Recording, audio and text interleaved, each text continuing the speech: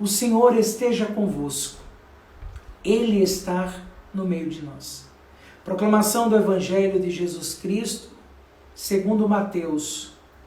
Glória a vós, Senhor. Naquele tempo, disse Jesus aos seus discípulos: se o teu irmão pecar contra ti, vai corrigi-lo, mas em particular a sós contigo. Se ele te ouvir, tu ganhastes o teu irmão. Se ele não te ouvir, toma contigo mais uma ou duas pessoas, para que toda a questão seja decidida sobre a palavra de 2 ou 3 testemunhas. Se ele não vos der ouvido, dizei-o à igreja. Se nem mesmo a igreja ele ouvir, seja tratado como se fosse um pagão ou um pecador público. Em verdade vos digo, tudo o que ligardes na terra será ligado no céu, e tudo o que desligardes na terra será desligado no céu. De novo eu vos digo, se 2 de vós estiverem de acordo na terra sobre qualquer coisa que quiserem pedir, isto vos será concedido por meu Pai que está nos céus. Pois onde 2 ou 3 estiverem reunidos em meu nome, eu estou ali no meio deles. Palavra da salvação. Glória a vós, Senhor. Que as palavras do Santo Evangelho perdoem os nossos pecados e nos conduza à vida eterna. Amém. Pode se sentar por alguns instantes. Vamos meditar agora a palavra do Senhor com alegria, com desejo. Nesta quarta-feira, né? Nós estamos hoje, nessa quarta-feira, da 19ª semana do tempo comum. Hoje é dia 12 de agosto, nesse mês vocacional. Amados irmãos, os infortúnios deste mundo, palavra, né? As coisas deste mundo que vivemos, essas tempestades, agitações, ela recai sobre aqueles que os provocam. Muita coisa que está acontecendo nos nossos tempos é culpa nossa, é decisão. Olha o que está acontecendo no clima, a mudança climática, o aquecimento global que a gente escuta falar. Quantas coisas estão acontecendo? É culpa de Deus? Não.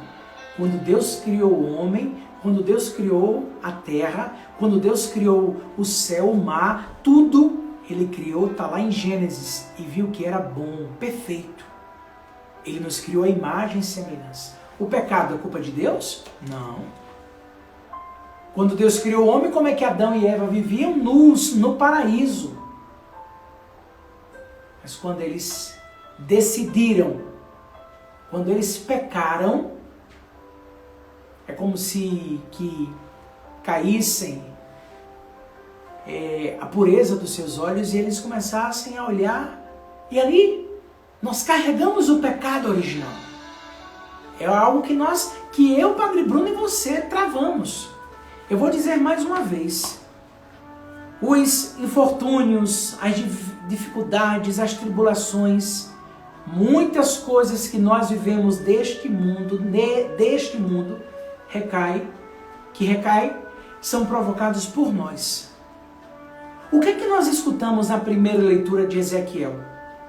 Que as ameaças proféticas são advertências. O que nós escutamos foi uma grande advertência, né? Um profeta advertindo o povo, dando um saculejão naquele povo, para que houvesse a conversão e uma mudança de vida.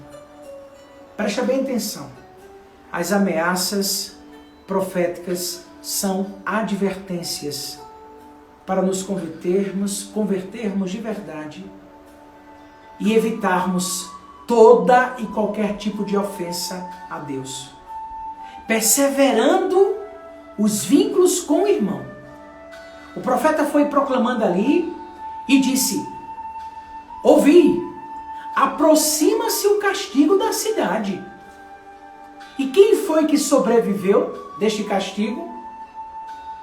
Diz o seguinte: passa no meio da cidade por Jerusalém e marca com uma cruz na testa os homens que gemem e suspiram por causa de tantos horrores e nela se praticam. Ou seja, o profeta foi dizendo, olha, vai ser destruído. A palavra diz, aproxima-se o castigo da cidade. Porém, aqueles que estiverem marcados com a cruz, e os que foram marcados com a cruz foram o quê? Foram aqueles que estavam arrependidos. O Salmo 50 diz isso, né? Perdão, Senhor, foi só contra vós que eu pequei e pratiquei o que é mal. Amados, santo não é aquele que não peca. Santo, buscar a santidade, é ter o desejo diário no coração, se pecar, pedir perdão e recomeçar. Clamar a misericórdia do Senhor. Voltar atrás. E nós escutamos isso na primeira leitura. Mata todos, mas aquele que estiver, e é tão forte quando diz isso, né? Mas não toqueis em nenhum homem sobre quem estiver com a cruz. Mas não toqueis em nenhum homem sobre quem estiver a cruz, quem estiver marcado. Por isso que a gente tem que entender cada vez mais que a cruz não é sinal de derrota. A cruz é sinal de vitória. A cruz é sinal de bênção. E quanto maior é a cruz, maior é a glória, maior é a vitória. E o que nós temos que viver intensamente é o quê? Clamar ao Senhor que a nossa vida seja pautada na cruz de Cristo para que nós possamos viver a ressurreição. E não o sepulcro, porque o sepulcro está vazio. Não olhar para a cruz com um olhar negativo, mas com um olhar de esperança e saber que na cruz Ele morreu para me salvar e para me redimir dos pecados. É por isso que o profeta, aqui é Antigo Testamento, Ezequiel profetizando, aproxima-se o castigo da cidade. Profetizou, deu a direção e disse, só vai se salvar quem estiver marcado com o sinal da cruz na fronte. O Evangelho, o Senhor vai falando para aqueles discípulos, se o teu irmão pecar contra ti, corrige. Olha, a correção fraterna é a coisa mais linda do mundo, mas corrigir não apontando. Porque você sabia que quando a gente aponta, tem 3 dedos voltados para nós, ó, pá, tem 3 dedos aqui. Esse aqui não conta não, que fica meio torto, né? Mas quando eu aponto para você, tem 3 aqui para mim. A gente não corrige o irmão apontando, condenando. A gente corrige fraternalmente. A correção fraterna é bonita. Então, se alguém pecou, corrige fraternamente, mas em particular, a sós contigo. Não bota no grupo do WhatsApp, não posta no Instagram. É você e ele. Se ele não te ouvir, toma contigo mais 1 ou 2 pessoas, para que toda a questão seja decidida sobre a palavra de testemunhas. Se ele não te ouvir, vai e diz à igreja. Se mesmo a igreja não ouvir, seja tratado como se fosse um pagão ou um pecador público. Amados, nesse dia 12 de agosto de 2020, na 19ª semana do tempo comum, esta quarta-feira, a leitura de hoje está nos convocando a uma conversão. O profeta Ezequiel chacoalha o povo e diz que só será salvo quem estiver marcado. Quem estiver marcado com a cruz e gemendo, suspirando por causa de tantos horrores que naquela cidade foi praticada. Ou seja, quem reconhecer o seu pecado. O Evangelho nos deixa claro isso. E aí, uma vez que nós entendemos a força desta libertação em nossa vida, entender o que o Senhor também nos concede quando diz, em verdade vos digo, tudo que ligares na terra será ligado no céu, E o que desligares na terra será desligado no céu. E aí vem a força. Pois onde 2 ou 3 estiverem reunidos em meu nome, eu ali estarei. E tudo que pedir em comum acordo. É por isso, pautado nesse evangelho que nós escutamos, que é o evangelho de Mateus, que todos os dias, desde o início da pandemia, eu tenho feito esse pedido, clamando no quinto mistério a nossa conversão, a nossa mudança de vida, pelo fim desta pandemia, porque a palavra diz: se 2 de vós estiverem de acordo na terra sobre qualquer coisa que quiseres pedir, isto vos será concedido por meu Pai que está nos céus.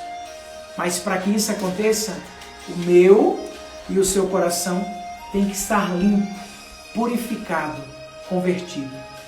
Termino dizendo isso para você. Mesmo nas situações mais atemorizantes, Deus, os seus mensageiros, apontam o caminho da salvação. Deus nunca abandonou o seu povo. Nunca. Mesmo em meio a tantas situações, Deus e os seus mensageiros apontam o caminho da salvação. Uma das atitudes que mais nos aproximam do Senhor, eu, Padre Bruno, falo, sem dúvida, é o perdão das ofensas. Reconhecer que somos pecadores e assumir: Senhor, eis-me aqui, faz de mim o que tu queres na minha vida. Temos um coração convertido. Busquemos hoje rezar assim: Jesus, manso e humilde de coração, fazer o nosso coração semelhante ao vosso, fazendo viver o amor e a reconciliação. Louvado seja nosso Senhor Jesus Cristo, para sempre seja louvado.